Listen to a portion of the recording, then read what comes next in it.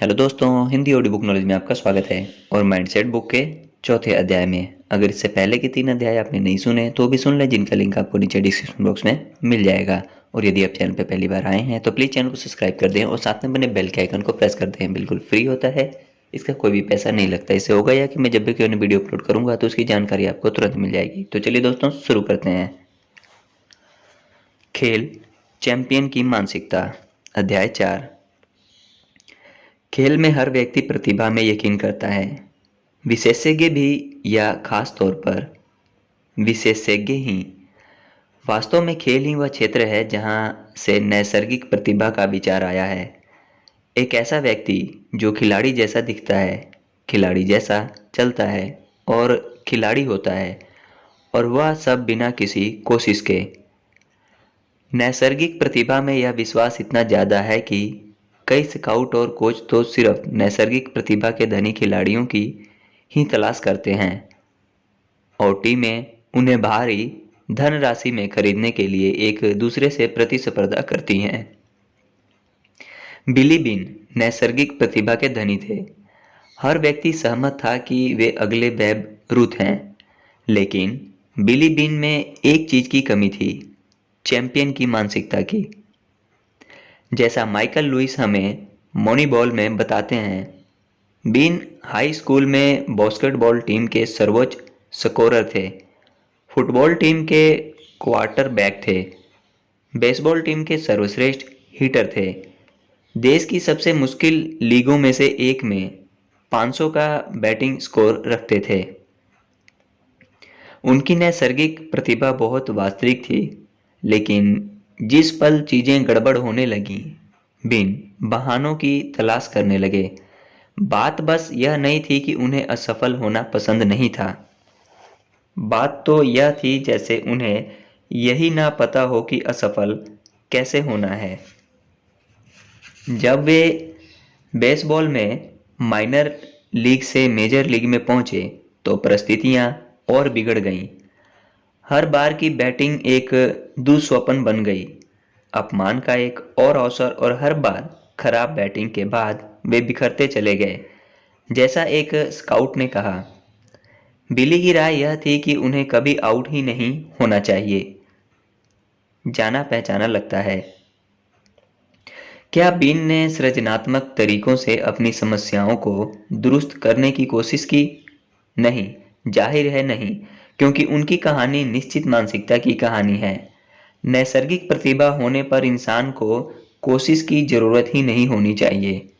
कोशिश उन्हें करनी चाहिए जो कम प्रतिभाशाली होते हैं।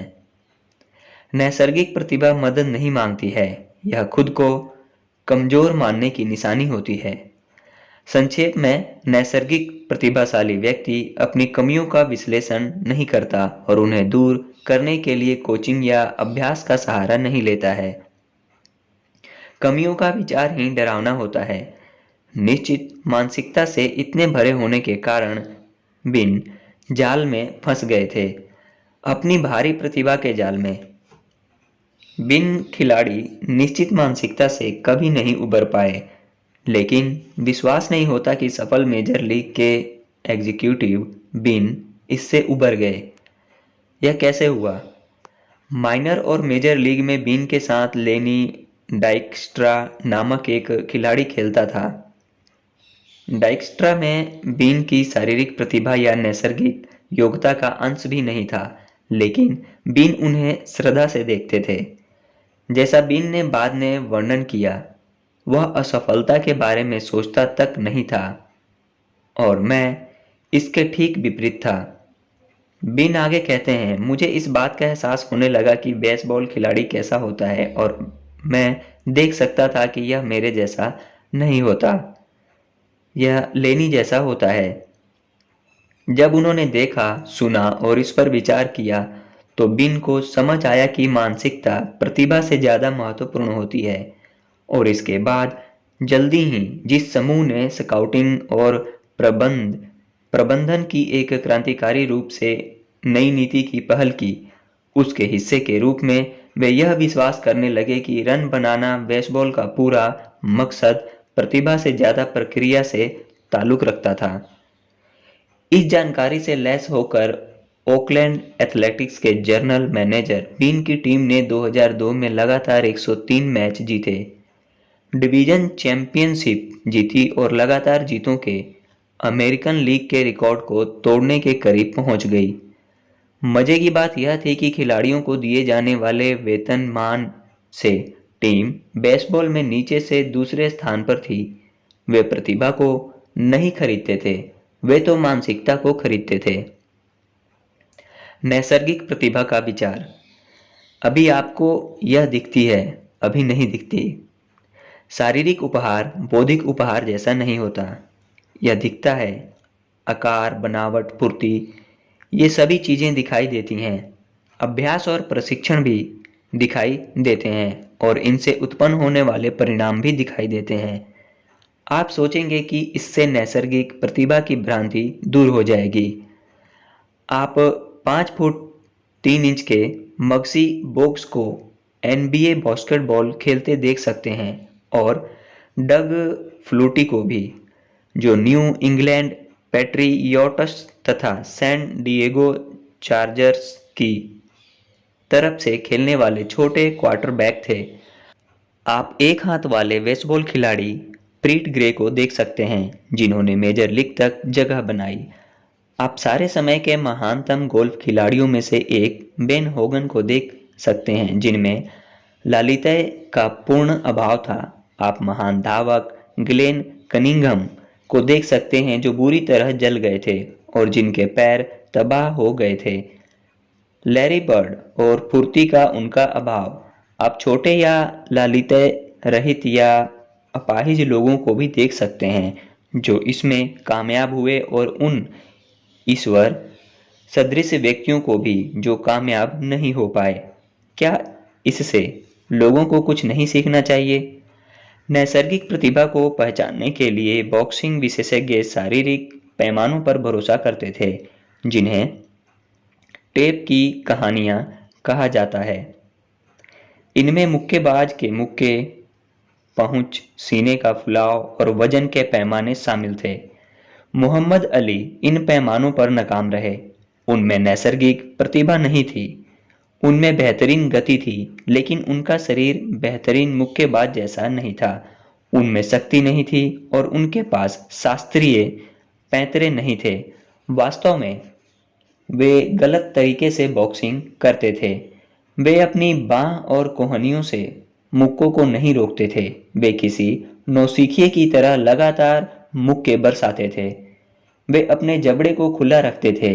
वे आने वाले मुक्के के प्रभाव से बचने के लिए अपने धड़ को पीछे खींचते थे, जिसके बारे में जोस टोरेस ने कहा था कि यह वैसा ही था जैसे कोई रेल की पटरी के बीच खड़े होकर आने वाली ट्रेन से बचने की कोशिश करे। पटरी के एक या दूसरी तरफ ना जाए, बल्कि पीछे की तरफ दौड़कर यह कोशिश करे। अली के प्रतिद्वंदी सोनी लिस्टन नैसर्गिक मुक्केबाज थे। उनके पास सब कुछ था, आकार भी, शक्ति भी और अनुभव भी। उनकी शक्ति तो किंवदंती थी। इस बात की कल्पना भी नहीं की जा सकती थी कि मोहम्मद अली सोनी लिस्टन को हरा सकते हैं। उनकी तुलना इतनी मूर्खतापूर्ण थी कि उस रात के मुकाबले में केवल आधी सीटें ही भरी थीं। लेकिन फुर्ती के अलावा अली का दिमाग भी जबरदस्त था। उनकी मांसपेशियां नहीं, बल्कि उनका दिमाग। उन्होंने अपने विरोधी का आकलन किया और उनकी मानसिक नस को निशाना बनाया। न सिर्फ उन्होंने लिस्टन की जूझने की शैली का अध्ययन किया, बल्कि उन्होंने गौर से यह अवलोकन भी किया कि रिंग के बाहर लिस्टन कैसे इंसान थे। मैंने उनका हर साक्षात्कार पढ़ा। मैंने उन लोगों से बात की जो उनके आसपास रहते थे या जिनसे उनकी बातचीत हुई। मैंने बिस्तर पर लेटकर इन सभी चीजों पर विचार किया और एक तस्वीर बनाने की कोशिश की कि उनका दिमाग कैसे काम करता है, और फिर उन्होंने इस सारी जानकारी का इस्तेमाल लिस्टन के खिलाफ किया। अली हर मुकाबले से पहले पगलाए हुए नजर क्यों आते थे? क्योंकि टॉरस कहते हैं वे जानते थे कि धाराशायी करने वाला मुक्का वह होता है जिसे आते हुए वे नहीं देख सकते। अली ने कहा था, मुझे लिस्टन को यह विश्वास दिलाना था कि मैं सिर फिरा हूं, कि मैं कुछ भी कर सकता हूं। वे केवल मेरा मुंह देख सकते थे और मैं चाहता था कि वे इतना ही देखें। तितली की तरह तैरो, मधुमक्खी की तरह डंक मारो। आपके हाथ वहां प्रहार नहीं कर सकते जहां आपकी आंखें नहीं देख सकती। अली की लिस्टन पर विजय बॉक्सिंग इतिहास बन चुकी है। एक मशहूर बॉक्सिंग मैनेजर ने अली के बारे में कहा था, वे एक विरोधाभास थे। रिंग में उनका शारीरिक प्रदर्शन पूरी तरह से गलत था, लेकिन उनका दिमाग हमेशा आदर्श कामकाजी स्थिति में रहता था। उन्होंने हम सबको दिखा दिया। उन्होंने खुलकर मुस्कुराते हुए कहा कि इंसान यहाँ से जीतता है। अपनी तर्जनी से माथे को थपथपाया। फिर उन्होंने दोनों मुक्के दिखाए और कहा, यहाँ से नहीं। इससे शारीरिक उपहार के बारे में लोगों की मानसिकता नहीं बदली। नहीं, हम इस वक्त अली को पीछे पलटकर देखते हैं और चूंकि हम उनके बारे में जानते हैं, इसीलिए हमें उनका शरीर महान बॉक्सर के शरीर जैसा दिखाई देता है। यह किंवदंती है कि उनका दिमाग बहुत तीक्ष्ण था और वे रोचक तुकबंदियां लिखते थे। लेकिन हम अब भी सोचते हैं कि उनकी महानता उनके शरीर में थी और हमें यह समझ नहीं आता कि विशेषज्ञ उस महानता को शुरू से ही कैसे नहीं देख पाए। Michael Jordan. माइकल जॉर्डन भी नैसर्गिक प्रतिभा के धनी नहीं थे। वे शायद खेल जगत के इतिहास में सबसे मेहनती खिलाड़ी थे। यह प्रसंग मशहूर है कि माइकल जॉर्डन को हाई स्कूल की वर्सिटी टीम में शामिल नहीं किया गया।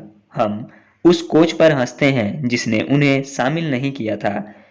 वे उस कॉलेज द्वारा नियुक्त नहीं किए गए जिसकी तरफ से वे खेलना चाहते थे, नॉर्थ कैरोलिना स्टेट।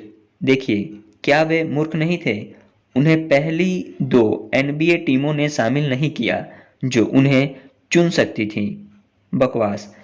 क्योंकि अब हम जानते हैं कि वे क्योंकि अब हम जानते हैं कि वे महानतम बास्केटबॉल खिलाड़ी थे और हम सोचते हैं कि शुरुआत से ही स्पष्ट होना चाहिए जब हम उनकी तरफ देखते हैं तो मशहूर माइकल जॉर्डन को देखते हैं, लेकिन उस बिंदु पर वे केवल शुरुआती माइकल जॉर्डन थे। जब जॉर्डन को वर्सिटी टीम में नहीं लिया गया तो वे तबाह हो गए। उनकी मां कहती हैं, मैंने उससे कहा कि वह लौटे और खुद को अनुशासित करे। जॉर्डन ने उनकी बात खूब मानी। वे स्कूल से पहले अभ्यास करने के लिए सुबह 6 बजे घर से निकल जाते थे। यूनिवर्सिटी ऑफ नॉर्थ कैरोलिना में उन्होंने लगातार अपनी कमजोरियों पर काम किया। रक्षात्मक खेल, गेंद को संभालना और शूटिंग, किसी दूसरे से ज्यादा कड़ी मेहनत करने की उनकी इच्छा देखकर कोच दंग रह गए। एक बार जब टीम सीजन का आखिरी मैच हार गई तो इसके बाद भी जॉर्डन ने घंटों तक अपने शॉटों का अभ्यास किया। वे अगले साल के लिए तैयारी कर रहे थे, उनकी सफलता और शोहरत के शिखर पर भी। जब उन्होंने खुद को एक महान खेल जीनियस बना लिया था, उनका अथक अभ्यास एक किंवदंती बन चुका है। बुल्स के पूर्व सहायक कोच जॉन बाक ने उनके बारे में कहा था, एक जीनियस जो लगातार अपने जीनियस को बेहतर बनाना चाहता है। जॉर्डन के अनुसार सफलता मस्तिष्क से उत्पन्न होती है। मानसिक दृढ़ता और हृदय कुछ शारीरिक लाभों से बहुत ज्यादा शक्तिशाली होते हैं जो आपके पास हो सकते हैं। मैंने हमेशा यह बात कही है और इस पर हमेशा यकीन किया है, लेकिन बाकी लोग नहीं करते हैं। वे माइकल जॉर्डन को देखते हैं और वे उन आदर्श शारीरिक गुणों को देखते हैं जो अस्वाभावी रूप से उन्हें महानता तक ले गए। Babe Ruth. बेब रूथ के बारे में क्या? देखिए, जाहिर है उनका शरीर आदर्श नहीं था। उनकी जबरदस्त भूख मशहूर थी और यांकी यूनिफॉर्म में उनकी मोटी तोंद साफ दिखती थी। वाह, क्या इससे वे और ज्यादा नैसर्गिक प्रतिभाशाली नहीं बन जाते हैं? क्या वे सारी रात जश्न नहीं मनाते थे और अगले दिन प्लेट पर टहलते टहलते होम रन जड़ देते थे? बेब रूथ भी नैसर्गिक प्रतिभाशाली नहीं थे। अपने पेशेवर करियर की शुरुआत में वे इतने अच्छे मार्क नहीं थे। उनमें बहुत शक्ति थी, वह शक्ति जो हर बार बल्ला घुमाते समय उनके पूर्ण समर्पण से मिलती थी। जब संपर्क होता था तो यह बहुत ही हतप्रभ करने वाला होता था, लेकिन वे विश्वसनीय या निरंतरता से संपर्क नहीं कर पाते थे।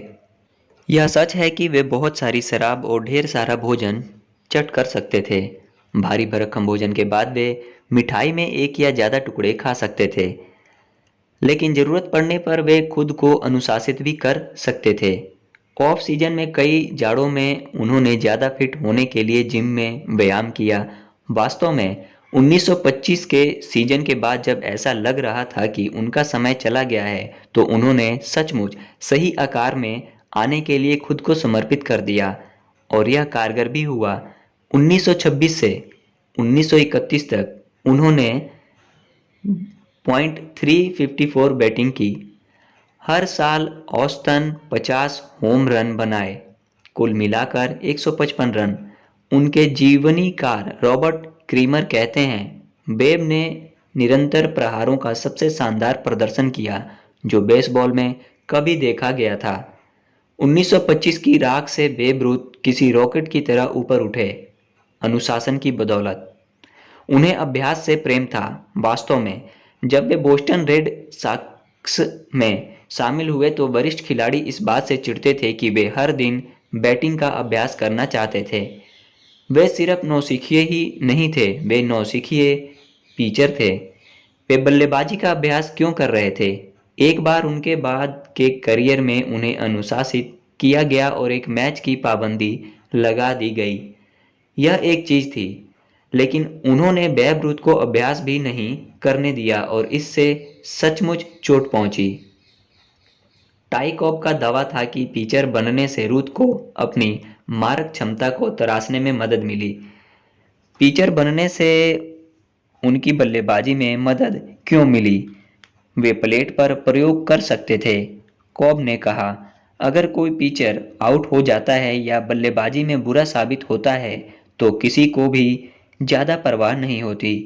इसीलिए रूथ अपना जबरदस्त प्रहार कर सकते थे। अगर वे चूक भी जाते थे तो यह मायने नहीं रखता था। जैसे जैसे समय बीता वे इस बारे में ज्यादा सीखते गए कि उस बड़े प्रहार को कैसे नियंत्रित करें और गेंद पर बल्ला कैसे लगाएं। जब तक वे पूर्णकालिक आउटफील्डर बने तब तक वे पूरी तरह तैयार हो चुके थे। लेकिन हम उसी बात को मानते चले जाते हैं जिसे स्टीफन जे गोल्ड कहते हैं, आम दृष्टिकोण की बेसबॉल के खिलाड़ी तगड़े होते हैं और नैसर्गिक तथा प्रयास रहित तरीके से अपने प्रकृति प्रदत्त गुणों का प्रदर्शन करते हैं। संसार की सबसे तेज महिलाएं। विल्मा रुडोल्फ के बारे में क्या, जिन्हें संसार की सबसे तेज महिला कहा गया, जब उन्होंने 1960 के रोम ओलंपिक्स में दौड़ों और रिले में 3 स्वर्ण पदक जीते। बचपन में उनका शरीर चमत्कार जैसा नहीं दिखता था। वे असमय पैदा हुई थीं और उनके अभिभावकों की 22 संतानें थीं, जिनमें वे 20वीं थी। वे लगातार बीमार रहती थीं। 4 साल की उम्र में वे दोहरे निमोनिया, स्कारलेट फीवर और पोलियो से लंबे संघर्ष में मरते मरते बचीं और उनका बायां पैर लगभग लकवाग्रस्त हो गया। डॉक्टरों का कहना था कि वे दोबारा कभी इसका इस्तेमाल नहीं कर सकती, लेकिन 8 साल तक उन्होंने पूरे जोश से फिजिकल थेरेपी की और आखिरकार 12 साल की उम्र में उन्होंने अपना लेग ब्रेस उतारकर फेंक दिया तथा सामान्य रूप से चलने लगी। शारीरिक योग्यताएं विकसित की जा सकती हैं, इससे बड़ा सबूत या सबक आपको क्या चाहिए? विल्मा ने इस सब को बास्केटबॉल और दौड़ों में लागू कर दिया। हालांकि वे पहली आधिकारिक ट्रैक स्पर्धा में दाखिल होने के बाद हर दौड़ में हारी। उनके अविश्वसनीय कैरियर के बाद उन्होंने कहा, मैं बस एक मेहनती महिला के रूप में याद रखे जाना चाहती हूँ। जैकी जॉयनर कर्सी के बारे में क्या, जिन्हें सार्वकालिक महानतम महिला खिलाड़ी कहा जाता है। 1985 से लेकर 1996 की शुरुआत तक उन्होंने हर हेप्टाथलॉन प्रतिस्पर्धा जीती। हेप्टाथलॉन क्या है? यह 2 दिन की 7 हिस्सों वाली मुश्किल स्पर्धा होती है जिसमें 100 मीटर की बाधा दौड़, ऊंची कूद, जेवलिन थ्रो, 200 मीटर की दौड़, लंबी कूद, शॉट पुट और 800 मीटर की दौड़ शामिल होती है। कोई ताज्जुब नहीं है कि इसकी विजेता को विश्व की सर्वश्रेष्ठ महिला खिलाड़ी कहा जाता है। इसके अलावा जॉयनर कर्सी ने खेल के इतिहास में 6 सर्वोच्च स्कोर बनाए, विश्व कीर्तिमान बनाए और 2 विश्व चैंपियनशिप जीतने के साथ साथ 2 ओलंपिक स्वर्ण पदक भी जीते।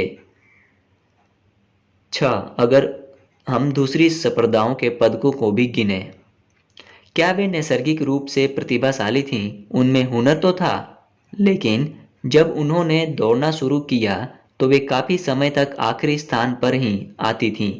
वे जितनी ज्यादा मेहनत करती थीं, वे उतनी ही ज्यादा तेजी से दौड़ती थीं, लेकिन तब तक वे कोई दौड़ नहीं जीत पाई थीं। आखिरकार वे जीतने लगीं। क्या बदला था? कुछ लोग मेरे कायाकल्प का श्रेय आनुवंशिकता के नियमों को दे सकते हैं, लेकिन मैं सोचती हूँ कि यह अश्व मार्ग पर, पड़ोस की फुटपाथों पर और स्कूल के गलियारों में मेरी कड़ी मेहनत के घंटों का पुरस्कार था। अपनी निरंतर सफलता का रहस्य बताते हुए वे कहती हैं, खुद को बेहतर बनता देखकर मैं प्रेरित और रोमांचित हो जाती हूँ। 6 ओलंपिक पदकों और 5 विश्व कीर्तिमानों के बाद अब भी ऐसा ही होता है, और यह तब भी होता था जब मैं जूनियर हाई में थी और दौड़ स्पर्धाओं में शुरुआत ही कर रही थी। उनके आखिरी 2 पदक, एक विश्व चैंपियनशिप और एक ओलंपिक पदक, तब जीते गए जब उन्हें अस्थमा का दौरा पड़ा था और हैमस्ट्रिंग की गंभीर दर्दनाक चोट थी। यह नैसर्गिक प्रतिभा नहीं थी जिसने अपना कमाल दिखाया था, यह तो मानसिकता थी जिसने झंडे गाड़े थे। नैसर्गिक प्रतिभाशाली लोगों को प्रयास की जरूरत नहीं होनी चाहिए। क्या आप जानते हैं कि कभी इस बारे में प्रबल विश्वास था कि आप शारीरिक दृष्टि से गोल्फ का प्रशिक्षण नहीं ले सकते, और यह भी कि अगर आपने अपनी शक्ति बढ़ाने की कोशिश की तो आप अपना नैसर्गिक स्पर्श खो देंगे। जब तक कि टाइगर वुड्स अपने व्यायाम की कठोर दिनचर्या और अभ्यास की खूंखार आदतों से लैस होकर नहीं आए और हर वह टूर्नामेंट नहीं जीत लिया जो जीतने काबिल था। कुछ संस्कृतियों में प्रशिक्षण के जरिए अपने नैसर्गिक योग्यता से आगे जाने की कोशिश करने वालों को बहुत आलोचना का सामना करना पड़ता था। यह माना जाता था कि आप जीवन में अपने स्थान को स्वीकार कर लें।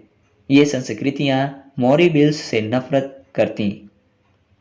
बिल्स 1950 और 1960 के दशकों के एक उत्साही बेसबॉल खिलाड़ी थे जिनका सपना था कि वे बड़ी लीग में खेलें।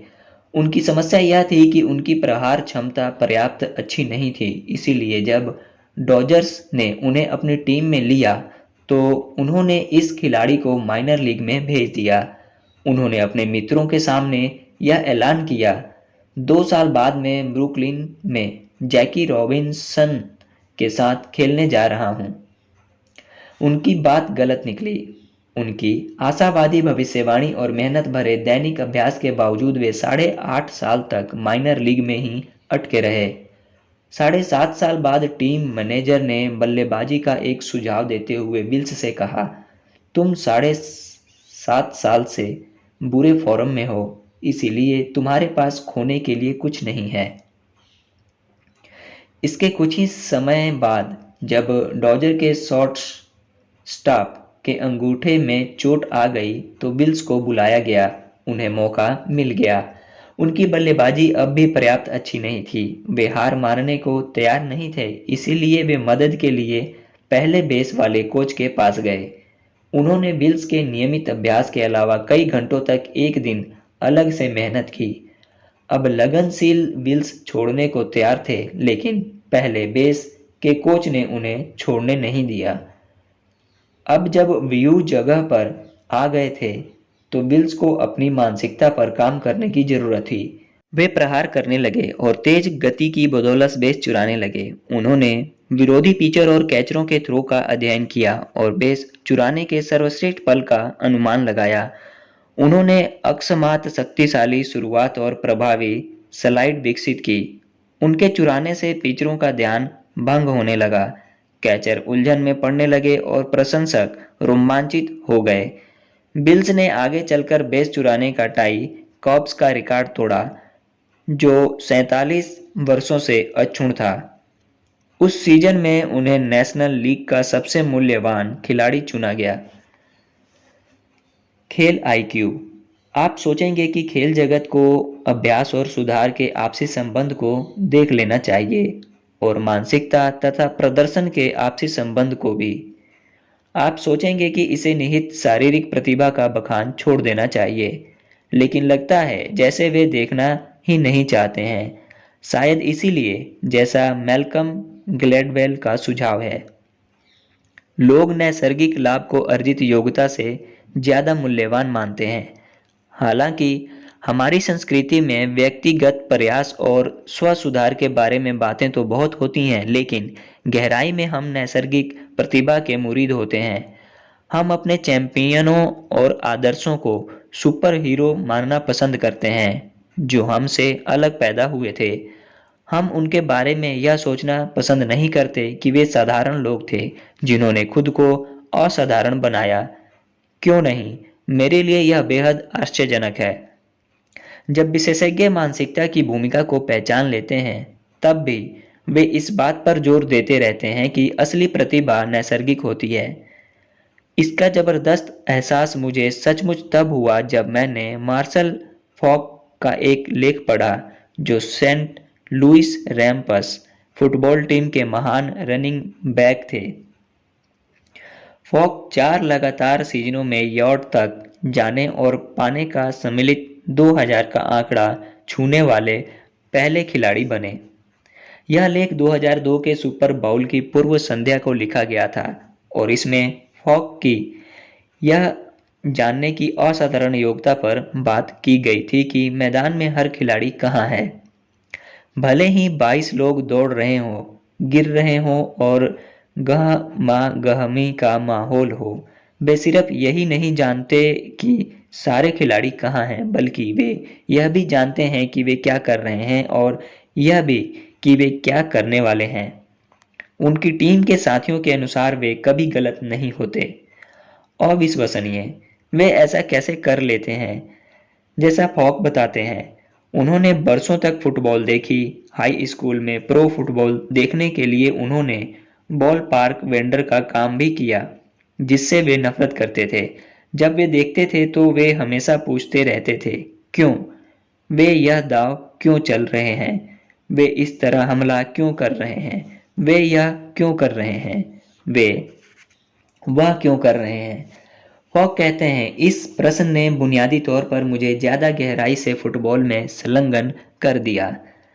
पेशेवर खिलाड़ी के रूप में उन्होंने क्यों पूछना कभी नहीं छोड़ा और खेल में ज्यादा गहराई तक पैठ लगाना भी नहीं छोड़ा। स्पष्ट रूप से, फॉक अपनी योग्यताओं को अपनी अतृप्त जिज्ञासा और अध्ययन का परिणाम मानते हैं। खिलाड़ी और कोच इसे किस तरह देखते हैं? नैसर्गिक प्रतिभा के रूप में। एक अनुभवी टीम साथी का कहना था, मैं जिन खिलाड़ियों के साथ खेला हूं, उनमें किसी भी स्थान पर खेलने वाले किसी भी खिलाड़ी से ज्यादा फुटबॉल आईक्यू मार्शल में है। टीम के बाकी साथी भी रक्षात्मक संयोजनों को बेदाग तरीके से पहचानने की उनकी योग्यता का वर्णन ईश्वर के उपहार की तरह करते हैं। उनकी योग्यताओं पर श्रद्धा मिश्रित आश्चर्य के साथ एक कोच ने बताया, यह सब करने के लिए बहुत अंदरूनी फुटबॉल बुद्धिमत्ता की जरूरत होती है। चरित्र। लेकिन क्या कुछ नैसर्गिक प्रतिभाशाली लोग नहीं होते हैं, ऐसे खिलाड़ी जिनमें शुरू से ही यह सब सचमुच नजर आता हो? हाँ, और जैसा यह बिल्ली बिन और जॉन मैकेनरो के लिए था, कई बार यह एक अभिशाप होता है। उनके हुनर के लिए उनकी इतनी ज्यादा प्रशंसा हो जाती है और उन्हें मेहनत करने या अपनी क्षमताओं को धकेलने की इतनी कम जरूरत महसूस होती है कि वे आसानी से निश्चित मानसिकता के जाल में फंस सकते हैं। ब्रूस जेनर, जो अब कैटलिन जेनर हैं। डेकेथलॉन में 1976 ओलंपिक की स्वर्ण पदक विजेता रही हैं और वे कहती हैं, अगर मैं डिसलेक्सिया की रोगी नहीं होती तो मैं शायद ओलंपिक में नहीं जीत पाती। अगर मैं पढ़ने में ज़्यादा अच्छी होती तो वह चीज़ें मुझे आसानी से आ जाती, खेल आसानी से आ जाते और मुझे कभी यह एहसास ही नहीं हो पाता कि आप जीवन में जिस रास्ते पर आगे बढ़ते हैं वह कड़ी मेहनत का रास्ता है। नैसर्गिक प्रतिभा के धनी लोग जो अपनी श्रेष्ठता की चकाचौंध में खोए रहते हैं, यह नहीं सीख पाते हैं कि कैसे कड़ी मेहनत करनी है या विपत्तियों से जूझना है। यह पेडो मार्टिनेज की कहानी है जिन्होंने खुद को तबाह कर लिया, और वह भी जब उनकी टीम बोस्टन रेड सॉक्स को अपने इस प्रतिभाशाली पिचर की सबसे ज़्यादा ज़रूरत थी।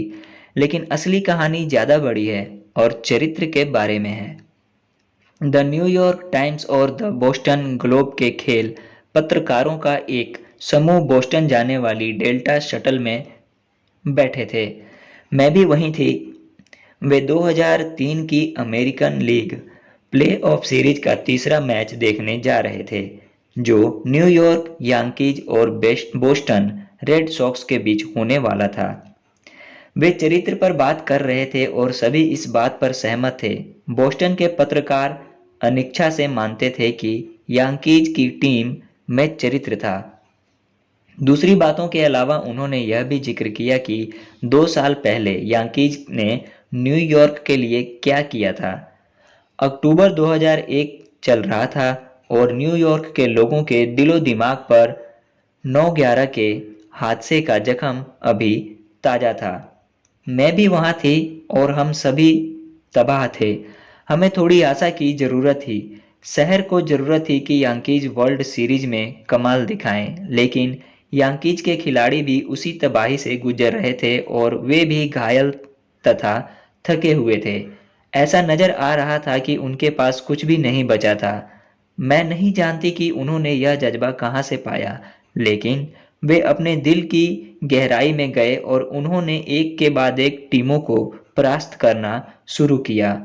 हर जीत हमें थोड़ा जीवन फूंकती रही और हर जीत भविष्य के लिए थोड़ी ज़्यादा उम्मीद बंधाती रही।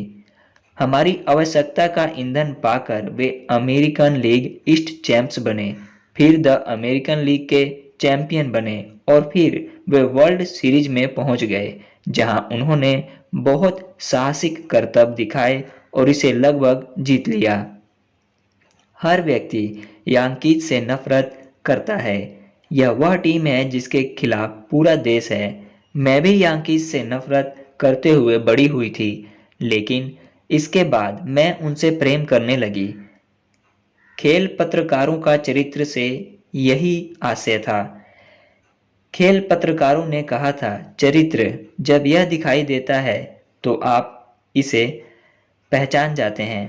यह गहराई में जाने और शक्ति खोजने की योग्यता है जब परिस्थितियां आपके खिलाफ जा रही हों। अगले ही दिन अति प्रशंसा के शिकार बोस्टन के चमत्कारी पिचर पेड्रो मार्टिनेज ने दिखा दिया कि चरित्र का क्या आशय था। दरअसल उन्होंने दिखाया कि यह क्या नहीं था। इस अमेरिकन लीग चैंपियनशिप को कोई भी इतना ज़्यादा जीतना नहीं चाहता था जितना कि बोस्टन रेड सॉक्स टीम चाहती थी। उन्होंने 85 साल से वर्ल्ड सीरीज नहीं जीती थी, जब से बैम्बिनो का अभिशाप नहीं लगा था, यानी तब से जब सॉक्स के मालिक हैरी फ्रेजी ने एक ब्रॉडवे शो में पैसे लगाने के लिए यांकीज को बेब रूथ बेच दिया था। वे बेसबॉल के सर्वश्रेष्ठ खब्बू पिचर को बेच रहे थे जो रूथ उस वक्त थे। यही अपने आप में कम बुरा नहीं था, लेकिन इससे भी ज़्यादा बुरा यह था कि वे अपना सबसे अच्छा खिलाड़ी अपने कट्टर शत्रु को बेच रहे थे। इसके बाद यांकीज ने बेसबॉल में वर्चस्व जमा लिया और अंतहीन वर्ल्ड सीरीज जीतते चले गए। इस दौरान बोस्टन ने 4 वर्ल्ड सीरीज और कई प्लेऑफ का रास्ता तय किया, लेकिन वे हमेशा हारे और वे हमेशा सबसे दुखद तरीके से हारे। विजय के दुखद रूप से करीब पहुंचना और फिर बिखर जाना।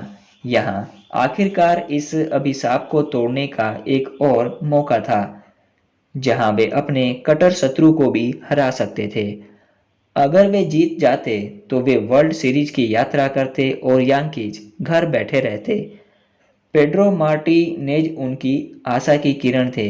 वास्तव में उस सीजन में इससे पहले उन्होंने अभिशाप को झुठला दिया था, लेकिन एक सुंदर मैच में पिचिंग करने के बाद मार्टिनेज अपनी बढ़त गंवा रहे थे और पीछे रह रहे थे। तब उन्होंने क्या किया? उन्होंने गेंद से एक बल्लेबाज करीम गार्सिया को मारा, दूसरे को धमकी दी, जॉर्ज पोसाडा, और एक 72 वर्षीय व्यक्ति को जमीन पर गिरा दिया, यांकीज के कोच डॉन जिमर। जैसा न्यूयॉर्क टाइम्स के लेखक जैक कैरी ने लिखा था, हम जानते थे कि फैनवे पार्क में एक यादगार दोपहर को हम पेड्रो बनाम रॉजर क्लीमेंस का मुकाबला देखने वाले हैं, लेकिन किसी को भी पेड्रो बनाम गार्सिया, पेड्रो बनाम पोसाडा, पेड्रो बनाम चिमर को देखने की उम्मीद नहीं थी। यहाँ तक कि बोस्टन के पत्रकार भी सदमे में थे। ग्लोब के पत्रकार डैन सोनेसी ने पूछा, रेड सॉक्स के प्रशंसकों, आप किसे ज़्यादा पसंद करेंगे? रोजर क्लीमेंस को, जिन्होंने अपना दिमागी संतुलन कायम रखा और शनिवार की रात एक पेशेवर की तरह व्यवहार किया और अपने स्पष्ट क्रोध के बावजूद अपनी टीम के लिए मैच जीता, या मार्टिनेज जैसे बच्चे को जो बढ़त गंवाने के बाद एक आदमी को मारता है, फिर उसके सिर की तरफ इशारा करता है, फिर यांकीज के कैचर जॉर्ज पोसाडा को धमकी देता है, इसके बाद तुम्हारा नंबर है। रेड सॉक्स के प्रशंसक इसे सुनना पसंद नहीं करेंगे, लेकिन मार्टिनेज ने शनिवार को शर्मिंदा करने वाला व्यवहार किया और बेसबॉल को लज्जित करवा दिया। उनका कुछ नहीं बिगड़ा क्योंकि वे पेड्रो हैं और सॉक्स का फ्रंट ऑफिस उन्हें इसमें सक्षम बनाता है। क्या मार्टिनेज एक बार खड़े होकर यह मान सकते हैं कि वे गलत हैं? बिली बीन की तरह ही पेड्रो मार्टिनेज भी यह नहीं जानते थे कि कुंठा को कैसे सहन करना है। वे नहीं जानते थे कि गहराई में कैसे खुदाई करनी है और एक महत्वपूर्ण मुश्किल को एक महत्वपूर्ण जीत में कैसे बदलना है। बिली बेन की तरह ही वे भी अपने दोषों को स्वीकार नहीं कर सकते थे और उनसे नहीं सीख सकते थे, क्योंकि उन्होंने अपना काम बखूबी करने के बजाय तमाशा खड़ा किया। इसीलिए यांकीज मैच जीत गए और एक मैच से प्लेऑफ जीतने की ओर गए। विमान में बैठे पत्रकार सहमत थे कि चरित्र ही सब कुछ है, लेकिन उन्होंने स्वीकार किया कि वे यह नहीं समझते हैं कि यह कहां से आता है। लेकिन मैं सोचती हूँ कि अब तक हमें यह समझ में आ रहा है कि चरित्र मानसिकता से विकसित होता है। अब हम जानते हैं कि एक मानसिकता होती है जिसमें लोग अपनी खुद की प्रतिभा और अनूठेपन के विचार में उलझे होते हैं। जब परिस्थितियां बिगड़ जाती हैं तो वे अपनी एकाग्रता और अपनी योग्यता गंवा देते हैं, अपनी हर मनचाही चीज को खतरे में डाल देते हैं। और इस मामले में मैं हर वह चीज भी जो उनकी टीम और उनके प्रशंसक बुरी तरह चाहते हैं। हम यह भी जानते हैं कि एक ऐसी मानसिकता होती है जो झटकों को अच्छी तरह झेलने में लोगों की मदद करती है, उन्हें अच्छी रणनीतियां सुझाती है और उनके सर्वश्रेष्ठ हित में काम करने की ओर ले जाती है। ठहरें, कहानी अभी खत्म नहीं हुई है। एक साल बाद सॉक्स और यांकीज में एक बार फिर मुकाबला हुआ। जो भी 7 में से 4 मैच जीतेगा वह अमेरिकन लीग का चैंपियन बनेगा और वर्ल्ड सीरीज तक की यात्रा करेगा।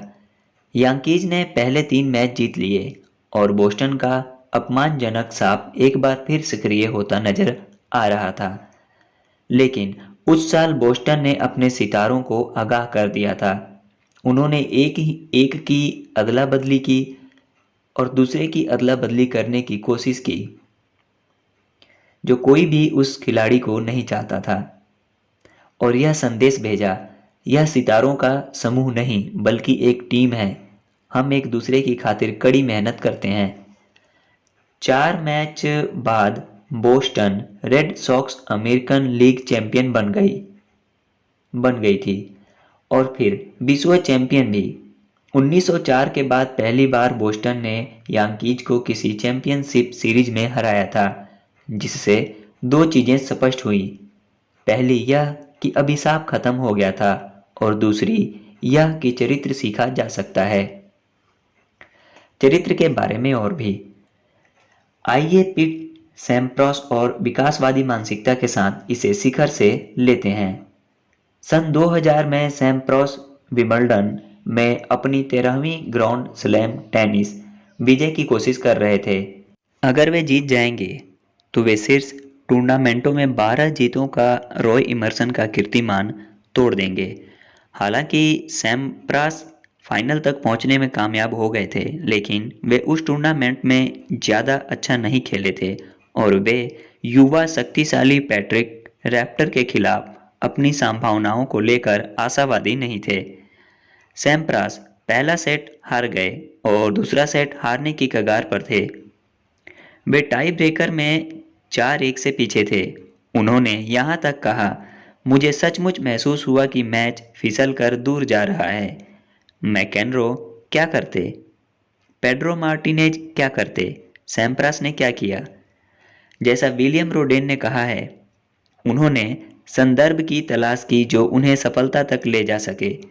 सैम्प्रास कहते हैं, जब आप सुस्ताने बैठते हैं तो आप उन पिछले मैचों के बारे में सोचते हैं जिनमें आप पहला सेट हार गए थे।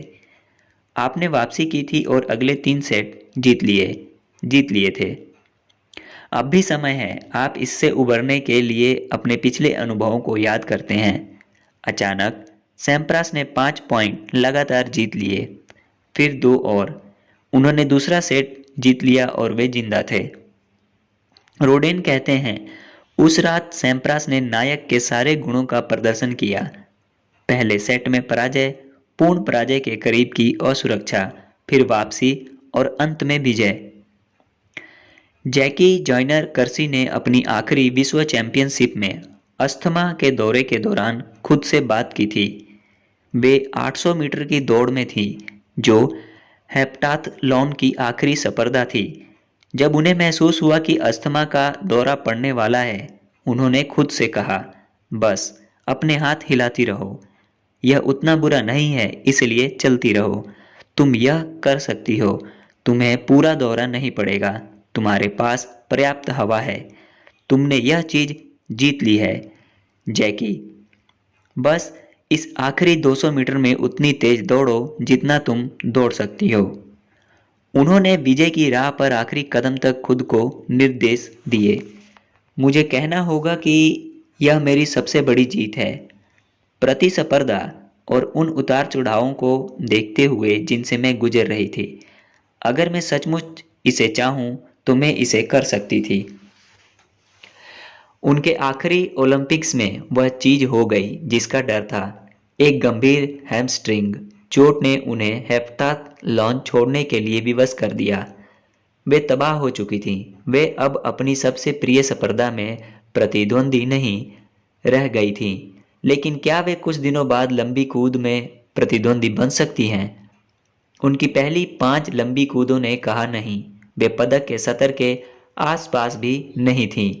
लेकिन छठी कूद ने उन्हें कांस्य पदक जिता दिया, जो उनके लिए स्वर्ण पदकों से ज्यादा कीमती था। उस छठी कूद के लिए शक्ति इतने वर्षों की मेरे अलग अलग निराशाओं से आई। मैंने अपने सारे दर्द इकट्ठे किए और उन्हें एक शक्तिशाली प्रदर्शन में बदल लिया। ज्वाइनर कर्सी ने भी नायक के सभी गुणों को प्रदर्शित किया। क्षति, पराजय के करीब की असुरक्षा, फिर वापसी और अंत में विजय। चैंपियन का चरित्र, हृदय, इच्छा शक्ति और मानसिकता। नाम अलग अलग हैं, लेकिन चीज वही है। यह वही है जिसकी वजह से आप अभ्यास करते हैं और यह वही है जो आपको गहराई तक खुदाई करने और इसे बाहर निकालने की अनुमति देती है जब आपको इसकी सबसे ज्यादा जरूरत होती है।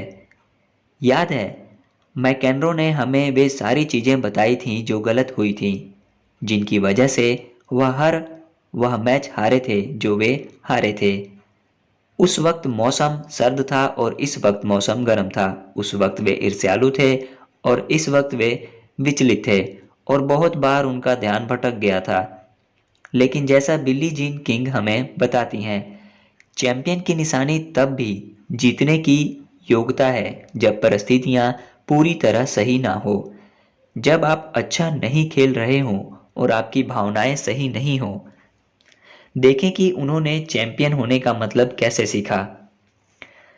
किंग फॉरेस्ट हिल्स के फाइनल में मार्गरेट स्मिथ, बाद में मार्गरेट स्मिथ कोर्ट, उनके खिलाफ खेल रही थी, जो अपनी महानता के शिखर पर थी। किंग 1 दर्जन से ज्यादा बार उनके खिलाफ खेल चुकी थी और सिर्फ एक ही बार जीतने में कामयाब हुई थी। पहले सेट में किंग ने कमाल का खेल दिखाया। उन्होंने एक भी वॉली नहीं चुकी और एक अच्छी बढ़त ले ली। अचानक सेट खत्म हो गया। स्मिथ जीत गई। दूसरे सेट में किंग ने एक बार फिर अच्छी बढ़त ले ली और वे सेट जीतने के लिए सर्विस कर रही थी। लेकिन इससे पहले कि उन्हें पता चल पाए, स्मिथ ने सेट और मैच दोनों जीत लिए थे। पहले तो किंग चकरा गईं। उन्होंने पहले कभी इतने महत्वपूर्ण मैच में इतनी अच्छी बढ़त नहीं ली थी। लेकिन फिर उन्हें यूरेका पल की अनुभूति हुई। तुरंत वे समझ गईं कि चैंपियन कौन होता है। वह जो जरूरत पड़ने पर अपने खेल के सतर को उठा सकता है। जब मैच दांव पर हो तो वे अचानक 3 गुना ज्यादा सख्त जान हो जाते हैं। जैकी जाइनर कर्सी को भी यूरेका पल की अनुभूति हुई थी। वे 15 वर्ष की थी और एएयू जूनियर ओलंपिक्स में हेप्टाथलॉन में प्रतिस्पर्धा कर रही थी। हर चीज आखिरी स्पर्धा यानी 800 मीटर की दौड़ पर टिकी थी, जिससे वे थर्राती थीं। वे थकी हुई थीं और वे लंबी दूरी की विशेषज्ञ विशेषज्ञ धावक के खिलाफ मुकाबला कर रही थी, जिसके समय की बराबरी वे कभी नहीं कर पाई थीं। उन्होंने इस बार यह कर दिखाया। मुझे एक तरह का रोमांच महसूस हुआ। मैंने साबित कर दिया कि मैं जीत सकती हूँ, बशर्ते मैं इसे पर्याप्त बुरी तरह चाहूँ। इस जीत ने मुझे दिखा दिया कि मैं न सिर्फ देश के सर्वश्रेष्ठ धावकों से प्रतिस्पर्धा कर सकती हूँ, बल्कि मैं जीतने के लिए अपनी इच्छा शक्ति का भी इस्तेमाल कर सकती हूँ। मिया हैम को अक्सर विश्व की सर्वश्रेष्ठ महिला सॉकर खिलाड़ी कहा जाता है। वे कहती हैं कि उनसे हमेशा पूछा जाता था, मिया, सॉकर खिलाड़ी के लिए सबसे महत्वपूर्ण चीज क्या होती है? बिना किसी झिझक के उनका जवाब होता था, मानसिक दृढ़ता। और उनका यह मतलब नहीं था कि यह कोई आंतरिक गुण होता है। जब 11 खिलाड़ी आपको पटखनी देना चाहते हों, जब आप थके हुए या घायल हों, जब रेफरी आपके खिलाफ हो, तब भी आप इनमें से किसी चीज को अपनी एकाग्रता को प्रभावित करने की अनुमति नहीं देते हैं। आप ऐसा कैसे करते हैं? आपको सीखना पड़ता है कि कैसे। हैम कहती हैं, यह सॉकर के सबसे मुश्किल पहलुओं में से एक है और इसके साथ मैं हर मैच और हर अभ्यास में जूझी हूँ।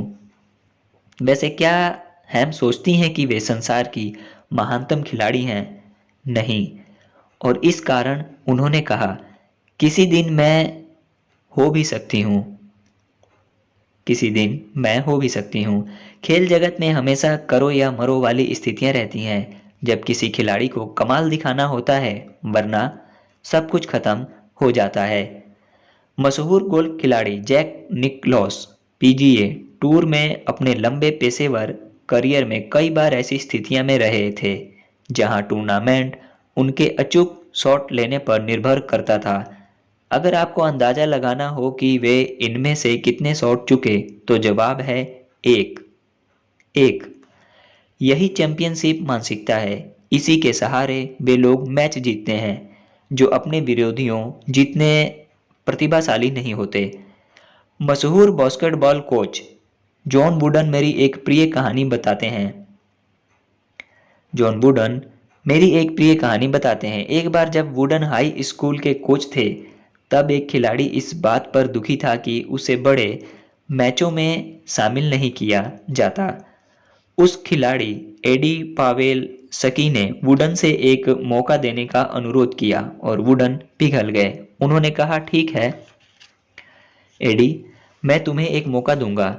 मैं तुम्हें कल रात फोर्ट वेन सेंट्रल के खिलाफ शुरुआत में उतारूंगा। वुडन हमें बताते हैं, अचानक मैं सोचने लगा कि ये शब्द कहाँ से आए थे। 3 टीमें इंडियाना में नंबर 1 की टक्कर में लगभग बराबरी पर चल रही थी। एक उनकी टीम थी और दूसरी फोर्ट वेन सेंट्रल वाली टीम थी, जिससे उनका मैच होने वाला था। अगली रात वुडन ने एडी को मैदान में उतार दिया। उनका अनुमान था कि एडी ज्यादा से ज्यादा 1-2 मिनट तक ही टिक पाएगा, खास तौर पर इसलिए भी क्योंकि वह राज्य में सबसे सख्त जान खिलाड़ी फोर्ट वेन के आर्मस्ट्रॉन्ग के खिलाफ था।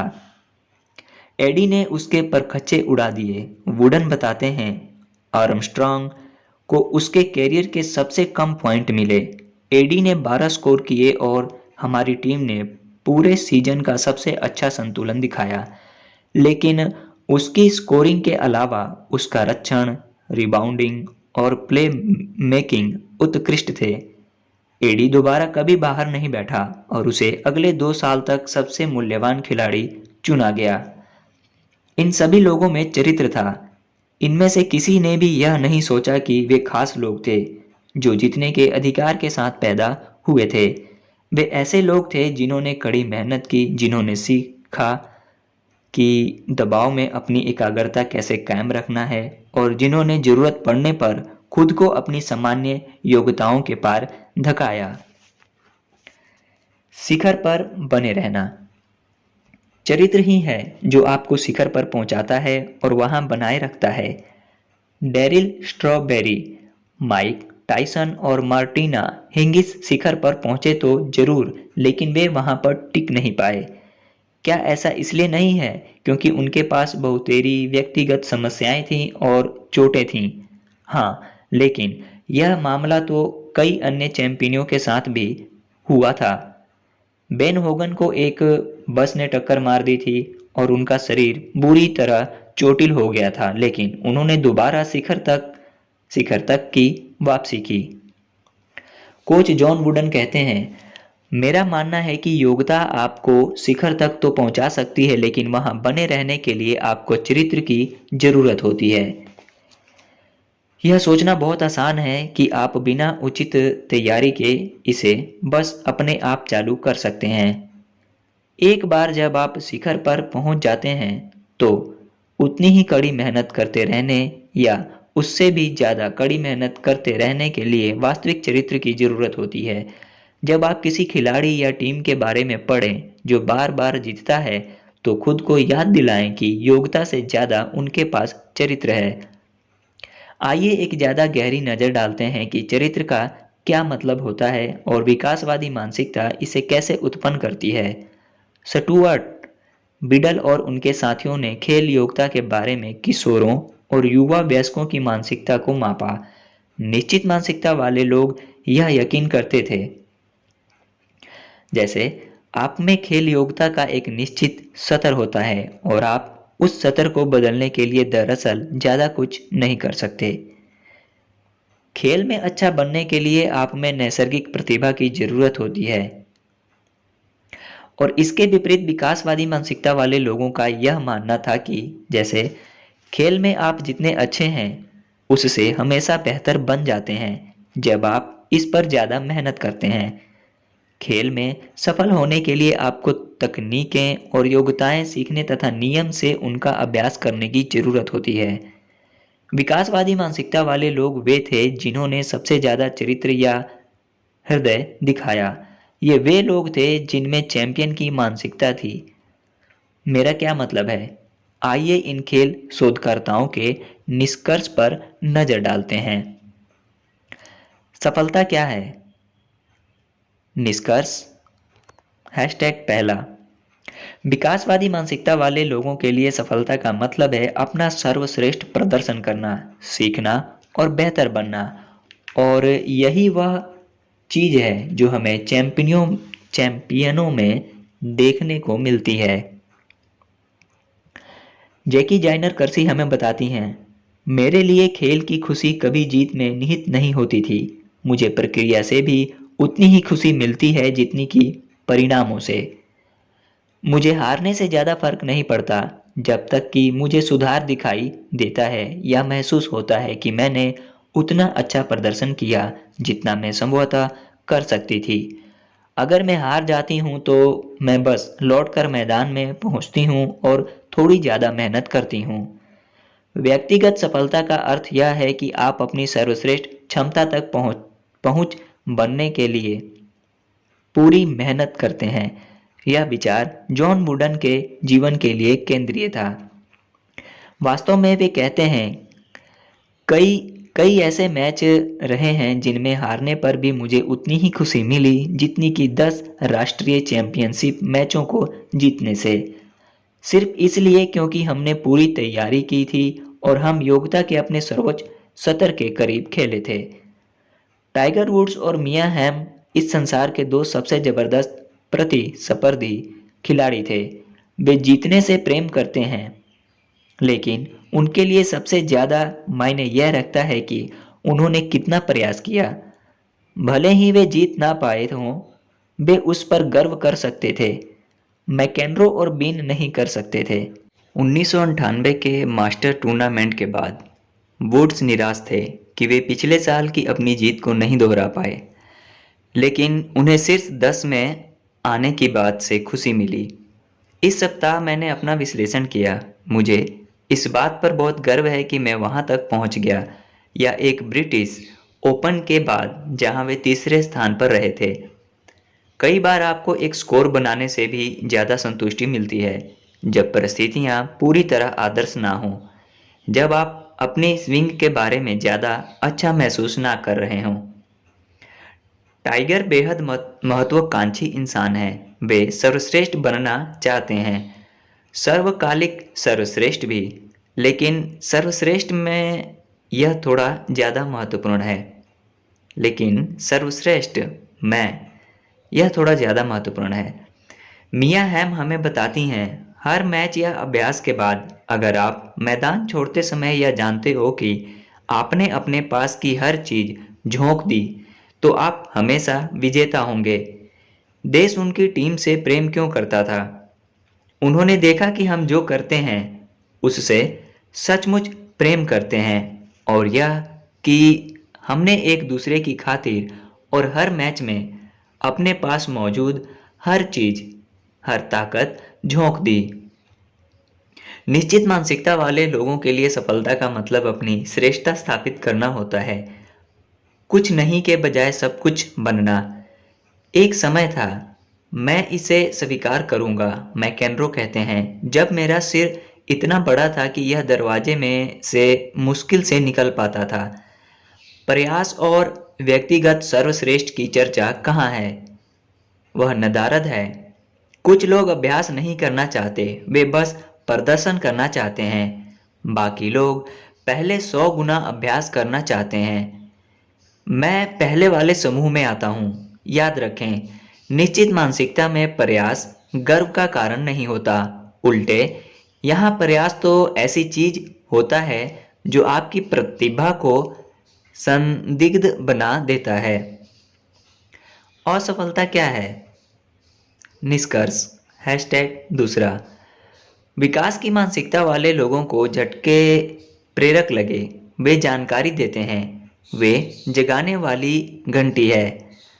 माइकल जॉर्डन ने सिर्फ एक बार आलस दिखाया था। यह वह साल था जब वे बेसबॉल में बाहर रहने के दौर के बाद बुल्स में लौटे थे और उन्होंने अपना सबक सीख लिया। बुल्स की टीम प्लेऑफ में बाहर हो गई। आप कुछ समय तक छोड़ने के बाद यह नहीं सोच सकते कि आप वापस लौटकर खेल में दबदबा बना सकते हैं। आगे से मैं खुद को शारीरिक और मानसिक रूप से तैयार करूंगा। इससे ज्यादा सच्चे शब्द कभी नहीं बोले गए। बुल्स ने अगले 3 साल तक NBA खिताब जीता। माइकल जॉर्डन ने अपनी असफलताओं को गले लगाया। वास्तव में नाइकी के विज्ञापन में वे कहते हैं, मैं 9,000 से ज़्यादा शॉट चुका हूँ। मैंने लगभग 300 मैच हारे हैं। 26 बार मुझ पर मैच जीतने वाला शॉट लेने के लिए भरोसा किया गया और मैं चूक गया। आप यह सुनिश्चित कर सकते हैं कि हर बार वे लौट कर गए और उस शॉट का 100 बार अभ्यास किया। जब कॉलेज बास्केटबॉल ने उनके सबसे प्रिय शॉट डंक को गैर कानूनी करार दिया, जिसे बाद में कानूनी माना गया, तो महान बास्केटबॉल खिलाड़ी करीम अब्दुल जब्बार ने इस तरह प्रतिक्रिया की। कई ने सोचा कि इससे महानता तक की उनकी यात्रा थम जाएगी। इसके बजाय उन्होंने दूसरे शॉट विकसित करने पर दोगुनी मेहनत की। कांच के पार उनका बैक शॉट, उनका स्काई हुक और उनका मुड़ने वाला जंपर। उन्होंने विकास की मानसिकता कोच वुडन से ग्रहण की थी और उन्होंने इसका अच्छा इस्तेमाल किया। निश्चित मानसिकता में झटके आप पर ठप्पा लगा देते हैं। जॉन मैकेन्रो कभी हारने के विचार को बर्दाश्त नहीं कर सकते थे। इससे भी बुरी बात किसी मित्र या रिश्तेदार से हारने का विचार था। इससे वे कम खास बन जाते थे।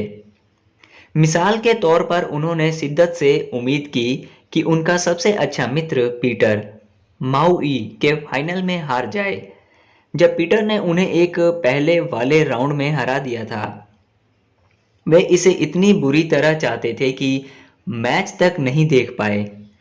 एक और बार उन्होंने शिकागो के फाइनल में अपने भाई पैट्रिक के खिलाफ खेला और खुद से कहा, ईश्वर, अगर मैं पैट्रिक से हार गया तो सब कुछ खत्म हो जाएगा।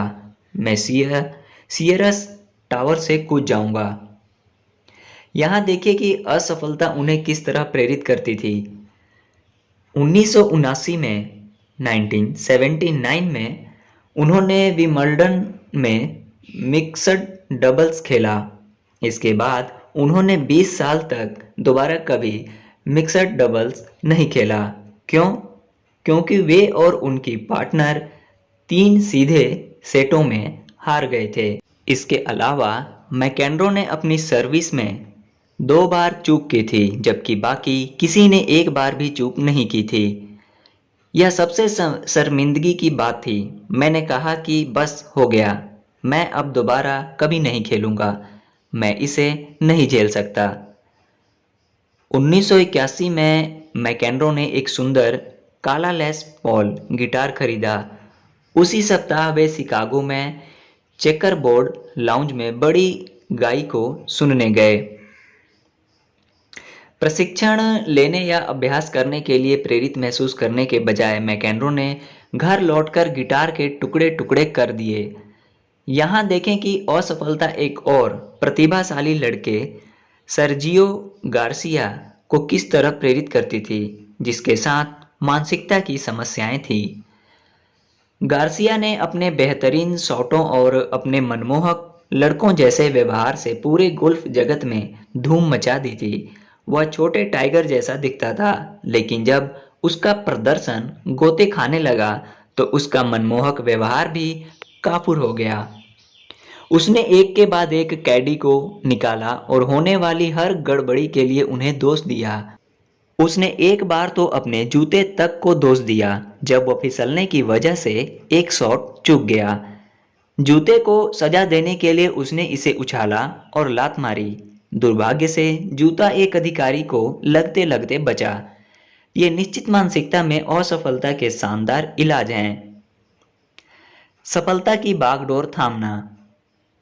निष्कर्ष #3 खेल में प्री मेड केमिस्ट्री में भी विकासवादी मानसिकता वाले लोगों ने उन प्रक्रियाओं की बागडोर थामी जो सफलता दिलाती हैं और इसे कायम रखती हैं। ऐसा क्यों है कि माइकल जॉर्डन की योग्यता उम्र के साथ घटती नजर नहीं आती? उम्र के साथ स्टैमिना और फुर्ती में तो थोड़ी कमी आई है, लेकिन इसकी भरपाई करने के लिए उन्होंने अपनी कंडीशनिंग और अपने व्यू पर ज़्यादा कड़ी मेहनत की है, जैसे टर्न अराउंड जंप शॉट और उनका मशहूर फॉल अवे जंपर। वे स्लैम डंकर के रूप में लीग में आए थे और वे खेल की शोभा बढ़ाने वाले सबसे पूर्ण खिलाड़ी के रूप में यहां से निकले। वुड ने भी प्रक्रिया की बागडोर थामी। गोल्फ किसी स्वेच्छाचारी प्रेमिका जैसा होता है।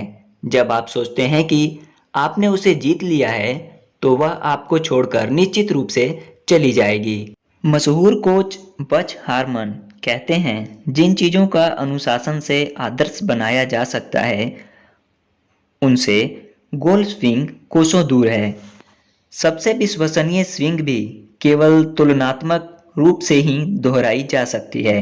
वे हमेशा कार्य प्रगति पर होती है। इसीलिए सबसे बड़ा गोल्फ स्टार भी केवल कुछ ही समय जीतता है और वह भी ज़्यादा लंबे समय तक नहीं। जो वुड्स के साथ भी उनके करियर के शिखर पर हुआ और इसीलिए प्रक्रिया की बागडोर थामना इतना ज़्यादा महत्वपूर्ण होता है। इसे ध्यान में रखते हुए टाइगर के डैडी ने उन्हें सिखाया कि वे अपने ध्यान का प्रबंधन कैसे करें और अपनी रणनीति पर एकाग्र कैसे रहें। जब छोटे टाइगर स्विंग करने वाले होते थे तो उनके डैडी जोर की आवाज़ जोर की आवाज़ कर देते थे या चीज़ें फेंकते थे। इससे उनका ध्यान एकाग्र होने में मदद मिली। क्या हम किसी और को जानते हैं जिसे इस प्रशिक्षण से लाभ हो सकता था? जब टाइगर 3 साल के थे तो उनके डैडी उन्हें दिशा प्रबंधन के बारे में सिखाने लगे। टाइगर जब गेंद को पेड़ों के एक बड़े झुरमुट के पीछे मारते थे तो उनके डैडी पूछते थे कि उनकी योजना क्या है। वुड्स के डैडी ने जो काम शुरू किया था, अपने खेल के सभी हिस्सों को नियंत्रित करके वुड्स ने उसे आगे बढ़ाया। वे लगातार इस बारे में प्रयोग करते रहते थे कि क्या कारगर था और क्या नहीं था, लेकिन उनकी एक दीर्घकालीन योजना भी थी जो उनका मार्गदर्शन करती थी। मैं अपने खेल को जानता हूँ। मैं जानता हूँ कि मैं क्या हासिल करना चाहता हूँ और मैं यह भी जानता हूँ कि वहां तक कैसे पहुंचा जा सकता है। माइकल जॉर्डन की तरह ही वुड्स ने भी अपनी प्रेरणा का प्रबंधन किया। उन्होंने अभ्यास को आनंद बनाकर ऐसा किया। मैं शॉट पर मेहनत करने से प्रेम करता हूँ, इस तरह और उस तरह उन्हें घुमाने में और खुद के सामने यह साबित करने में कि मैं आदेश पर एक निश्चित शॉट मार सकता हूँ। और उन्होंने वहां एक प्रतिद्वंदी के बारे में सोचकर ऐसा किया जो उन्हें चुनौती देगा।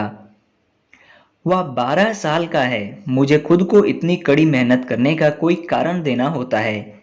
वह वहां कहीं पर है। वह 12 साल का है। वुड्स के गोल्फ साझेदार और मित्र मार्क ओमियरा के पास एक विकल्प था। वुड्स जितने असाधारण खिलाड़ी के साथ खेलना आसान नहीं होता।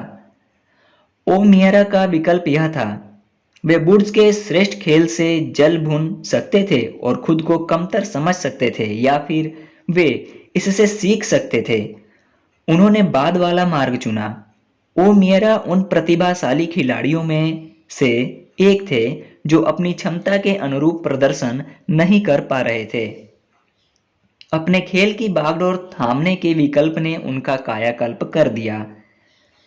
21 साल की उम्र में वुड्स ने मास्टर्स टूर्नामेंट जीत लिया। उस रात वे अपनी पुरस्कार को अपनी बाहों में लेकर सोए। मशहूर हरी जैकेट। 1 साल बाद उन्होंने मार्क ओमियरा को हरी जैकेट पहनाई। मैकेनरो से हम बागडोर थामने के बारे में बहुत कम सुनते हैं। जब वे शिखर पर थे तो हम इस बात का बहुत कम जिक्र सुनते हैं कि वे शिखर पर बने रहने के लिए अपने खेल पर मेहनत कर रहे थे। जब वे खराब प्रदर्शन कर रहे थे तो हमें बहुत कम आत्मचिंतन या विश्लेषण दिखाई या सुनाई देता है, सिवाय दोषारोपण के। मिसाल के तौर पर जब वे 1982 में 1982 में अपेक्षा के अनुरूप प्रदर्शन नहीं कर पाए तो हम सुनते हैं कि छोटी छोटी चीजें हो गई जिन्होंने मुझे एक बार में कई सप्ताह तक अपने खेल से दूर रखा और मुझे इस भ्रमण में दबदबा बनाए रखने से रोक दिया। हमेशा बाहरी शक्तियों के शिकार। उन्होंने बागडोर क्यों नहीं थामी और यह क्यों नहीं सीखा कि इन बाहरी शक्तियों के बावजूद अच्छा प्रदर्शन कैसे किया जाए। इसीलिए क्योंकि यह निश्चित मानसिकता वाले लोगों का तरीका नहीं है। वास्तव में उन शक्तियों से जूझने या अपनी समस्याओं को दुरुस्त करने के बजाय वे हमें बताते हैं कि काश वे कोई टीम खेल खेलते ताकि वे अपने दोषों को छुपा सकते। अगर आप अपने शिखर पर नहीं होते हैं तो किसी टीम खेल में आप इसे ज्यादा आसानी से छुपा सकते हैं। मैकेनरो भी स्वीकार करते हैं कि कोर्ट में उनका झक्की व्यवहार अक्सर असफलता को छिपाने के लिए किया जाता था और इससे परिस्थितियां और बिगड़ जाती थीं। तो उन्होंने क्या किया? कुछ भी नहीं। उन्होंने तो बस यह कामना की कि कोई दूसरा इसे उनकी खातिर कर दे। जब आप खुद को नियंत्रित नहीं कर सकते तो आप कोई ऐसा व्यक्ति चाहते हैं जो इसे आपकी खातिर कर दे। यहीं पर मैं सचमुच किसी टीम खेल का हिस्सा होने की कमी महसूस करता था। लोग मेरे साथ मेहनत करते हैं, मुझे कोचिंग देते हैं, या तंत्र ने मुझे ज्यादा से ज्यादा छूट लेने दी। मैं इसे दरअसल कम से कम पसंद करता था। वे तंत्र पर गुस्सा हो रहे थे। सुनो जॉन, यह आपका जीवन था। कभी जिम्मेदारी लेने के बारे में सोचा है? नहीं, क्योंकि निश्चित मानसिकता में आप अपनी योग्यताओं और अपनी प्रेरणा की बागडोर नहीं थामते हैं। आप यह भरोसा करते हैं कि आपकी प्रतिभा आपको उबार लेगी, और जब यह ऐसा नहीं करती है तो फिर आप और क्या कर सकते थे? आप कार्य प्रगति पर नहीं हैं। आप तो एक पूर्ण प्रोडक्ट हैं और पूर्ण प्रोडक्ट्स को अपनी रक्षा करनी होती है। अफसोस और दोषारोपण करना होता है। वे हर चीज करने को तैयार रहते हैं, बस खुद की बागडोर थामने को तैयार नहीं होते। स्टार बनने का क्या मतलब होता है? क्या बाकी खिलाड़ियों की तुलना में स्टार खिलाड़ी की टीम के प्रति कम जिम्मेदारी होती है? क्या उनकी भूमिका बस यह है कि वे महान बने और मैच जीतें, या सितारे की जिम्मेदारी बाकी से ज्यादा होती है? माइकल जॉर्डन क्या सोचते हैं? जॉर्डन कहते हैं, हमारे समाज में कई बार सुपरस्टार बनने की कोशिश करने के बजाय एक भूमिका भरने से तालमेल बैठाना ज्यादा मुश्किल होता है। सुपरस्टार की प्रतिभा मैच तो जिता सकती है, लेकिन चैंपियनशिप टीम वर्क से ही जीती जाती है। कोच जॉन वुडन दावा करते हैं कि सामरिक दृष्टि से वे औसत थे, तो फिर उन्होंने 10 राष्ट्रीय चैंपियनशिप कैसे जीत ली? वे हमें बताते हैं कि इसका एक मुख्य कारण यह है कि वे टीम में भूमिकाएं निभाने के लिए आदर्श खिलाड़ी लाने में निपुण थे। मेरा मानना है, मिसाल के तौर पर, कि मैं करीम अब्दुल जब्बार को कॉलेज इतिहास का महानतम स्कोरर बना सकता था। मैं पूरी टीम को उनकी इस योग्यता के आसपास विकसित करके ऐसा कर सकता था। लेकिन क्या हम 3 राष्ट्रीय चैंपियनशिप जीत पाते जब वे UCLA में थे? कभी नहीं। निश्चित मानसिकता में खिलाड़ी अपनी प्रतिभा की पुष्टि चाहते हैं। इसका मतलब है टीम का सिर्फ सदस्य नहीं बल्कि सुपरस्टार बनना। लेकिन पेड्रो मार्टिनेज की तरह यह मानसिकता उन महत्वपूर्ण विजयों के खिलाफ काम करती है जिन्हें हम हासिल करना चाहते हैं। एक प्रभावी कहानी पैट्रिक इविंग की है, जो बास्केटबॉल चैंपियन बन सकते थे। जिस साल इविंग को चुना गया वर्ष का सबसे रोमांचक चयन, तो निक्स ने लॉटरी जीत ली, और जब इविंग को उनकी टीम के लिए चुना गया तो वे खुश हो गए। अब उनके पास 2 दिग्गज थे, 7 फुट के इविंग और 7 फुट के बिल कार्टराइट, जो उनके ऊंचा स्कोर करने वाले सेंटर थे। उनके पास सब कुछ करने का समय था। उन्हें बस इस बात की जरूरत थी कि इविंग पावर फॉरवर्ड बने। इविंग इससे खुश नहीं थे। सेंटर सितारा स्थान होता है, और शायद इविंग को यकीन नहीं था कि वे आउटसाइड शॉट मार सकते हैं जो पावर फॉरवर्ड को मारने होते हैं। क्या होता अगर वे उस स्थान की खूबियां सीखने के लिए सचमुच अपनी जान लड़ा देते। यांकीज में आने के बाद अलेक्स रॉड्रिगेज, जो तब बेसबॉल में सर्वश्रेष्ठ शॉर्ट स्टॉप थे, थर्ड बेस पर खेलने के लिए तैयार हो गए थे। उन्हें खुद को दोबारा प्रशिक्षित करना पड़ा और कुछ समय तक वे पहले जैसे नहीं रह गए थे। इसके बजाय कॉर्ट राइट को बुल्स में भेज दिया गया और इविंग की निक्स कभी कोई चैंपियनशिप नहीं जीत पाई। फिर फुटबॉल खिलाड़ी किशॉन जॉनसन की कहानी है। वे भी बेहद प्रतिभाशाली खिलाड़ी थे, जो अपनी महानता को प्रमाणित करने के प्रति पूरी तरह समर्पित थे। जब उनसे एक मैच में पूछा गया कि वे विरोधी टीम के स्टार खिलाड़ी की तुलना में कैसे हैं, तो उन्होंने जवाब दिया, आप एक फ्लैश लाइट की तुलना एक स्टार से करने की कोशिश कर रहे हैं। फ्लैश लाइट बस कुछ ही समय तक चमकती है, स्टार हमेशा के लिए आसमान में रहता है। क्या वे टीम खिलाड़ी थे? मैं एक टीम खिलाड़ी हूं, लेकिन इससे भी पहले मैं इंसान हूं। मुझे फुटबॉल में नंबर 1 खिलाड़ी बनना है, नंबर 2 या नंबर 3 नहीं। अगर मैं नंबर 1 खिलाड़ी नहीं हूं, तो मैं आपके लिए अच्छा नहीं हूं। मैं सचमुच आपकी मदद नहीं कर सकता। इसका क्या मतलब है?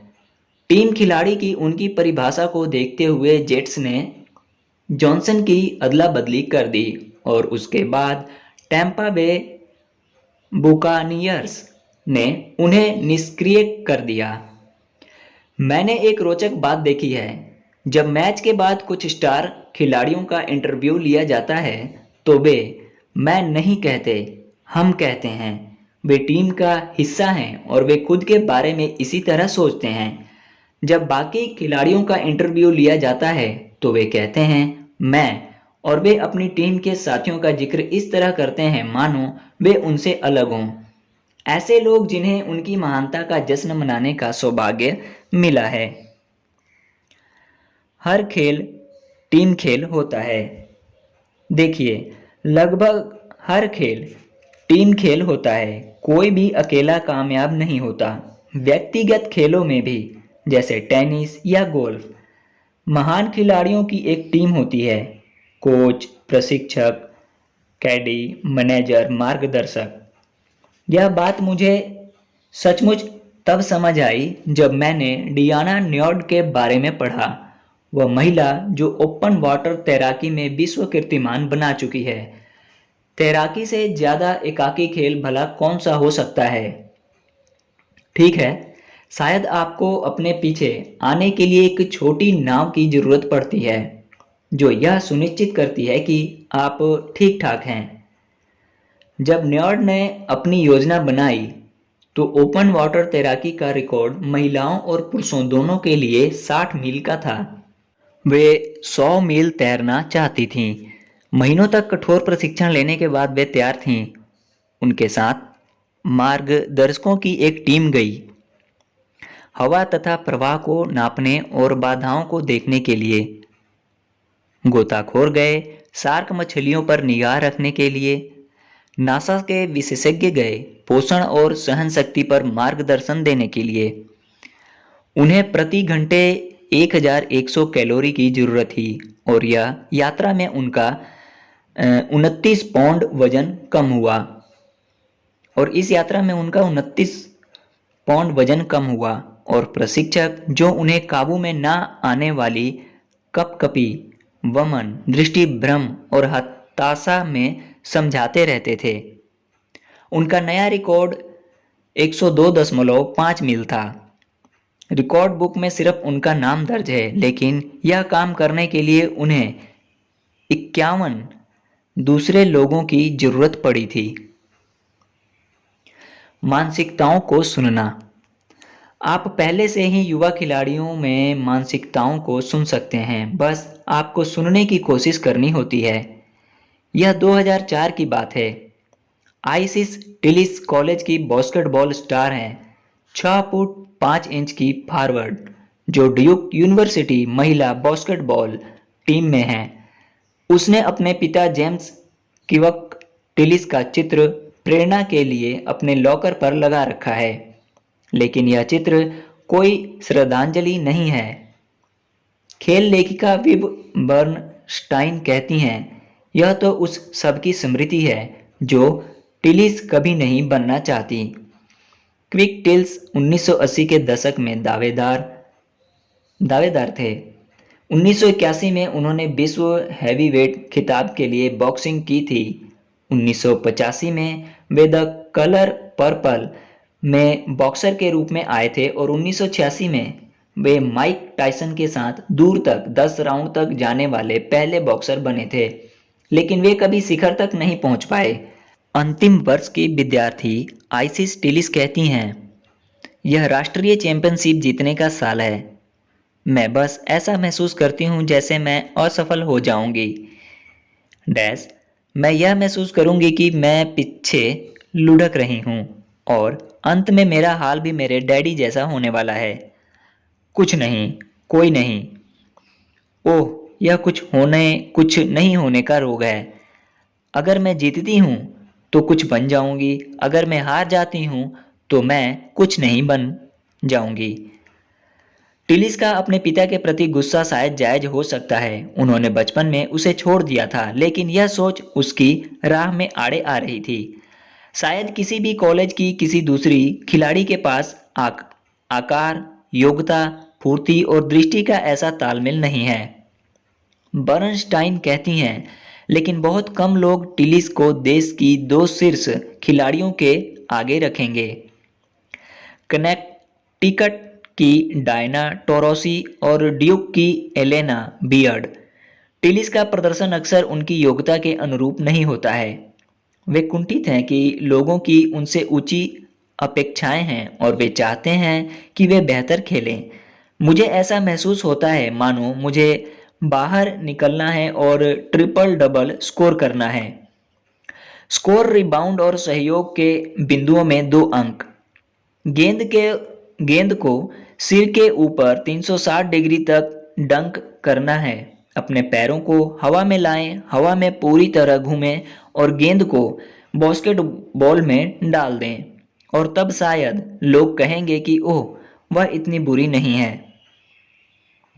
मैं नहीं सोचती कि लोग उनसे असंभव कारनामों की उम्मीद कर रहे हैं। मैं सोचती हूँ कि वे बस इतना चाहते हैं कि वे अपनी अद्भुत प्रतिभा का सर्वश्रेष्ठ उपयोग करें। मैं सोचती हूँ कि वे यह चाहते हैं कि टिलिस को अपने लक्ष्यों तक पहुँचने के लिए जिन योग्यताओं की जरूरत है वे उन्हें विकसित करें। कुछ नहीं या कोई नहीं होने की चिंता वह मानसिकता नहीं है जो चैंपियनों को प्रेरित करती है या प्रेरित बनाए रखती है। हालांकि यह मुश्किल हो सकता है, लेकिन टिलिस को इस तथ्य की प्रशंसा करनी चाहिए कि उसके पिता ने नाकामयाबी पर झल्लाने के बजाय कोशिश की। जो लोग कुछ बनते हैं वे जीत या हार से तय नहीं होते। ये लोग तो वे होते हैं जो अपने पूरे दिल से इसकी कोशिश करते हैं। अगर आप अपनी समूची प्रतिभा से कोशिश करें, आइसिस टिलिस, सिर्फ मैचों में ही नहीं बल्कि अभ्यासों में भी, तो आप कुछ बन जाएंगे। यहाँ एक और मानसिकता देखें। यह 6 फुट 3 इंच की कैंडेस पार्कर की है, जो तब शिकागो के निकट नेपरविले सेंट्रल हाई में 17 साल की सीनियर विद्यार्थी थीं, जो लेडी वॉल्स और उनके महान कोच पैट समिट की तरफ से खेलने के लिए टेनेसी जा रही थीं। कैंडेस के पिता आइसिस से बहुत अलग हैं, जिन्होंने उन्हें एक अलग सबक सिखाया। अगर आप किसी चीज में कड़ी मेहनत करते हैं तो आपको उसका फल मिलता है जो आपने बोया है। कई साल पहले जब वे उसकी टीम के कोच थे तो एक टूर्नामेंट मैच के दौरान वे उस पर गुस्सा हो गए। वह रिबाउंड नहीं ले रही थी। वह तो बास्केट के करीब आकर अपनी ऊंचाई का इस्तेमाल करने के बजाय बाहर से आलसी शॉट ले रही थी, और वह रक्षा में भी ज्यादा मेहनत नहीं कर रही थी। अब बाहर जाओ और ज्यादा कड़ी मेहनत करो। फिर क्या हुआ? कैंडेस बाहर गई और उन्होंने दूसरे हाफ में 20 पॉइंट बनाए तथा 10 रिबाउंड लिए। उसने सामने वाली टीम को नाकों चने चबवा दिए। पिताजी ने मेरे अंदर की आग को प्रज्वलित कर दिया और मैं जानती थी कि उनकी बात सही थी। कैंडेस अब अपने खुद के भीतर वही आग प्रज्वलित कर लेती हैं। स्टार बनने से संतुष्ट होने के बजाय वे सारे समय बेहतर बनने की तलाश करती हैं। जब वे घुटने के ऑपरेशन से लौटी तो वे जानती थीं कि उन्हें मेहनत करने की ज़रूरत है। उनकी टाइमिंग, भावनाएं और हवा। जब उनका 3 पॉइंट का शॉट खराब गया तो उन्होंने अपने पिता को प्रशिक्षण देने के लिए जिम बुलाया। वे कहती हैं, चाहे यह बास्केटबॉल में हो या रोजमर्रा की जिंदगी में, किसी चीज की कोई गारंटी नहीं है। केवल कुछ सप्ताह बाद ही मानसिकता वाली भविष्यवाणियां सच हो गईं। 2 चीजें हुईं। एक तो दुखद थी, टिलिस की टीम चैंपियनशिप से बाहर हो गई।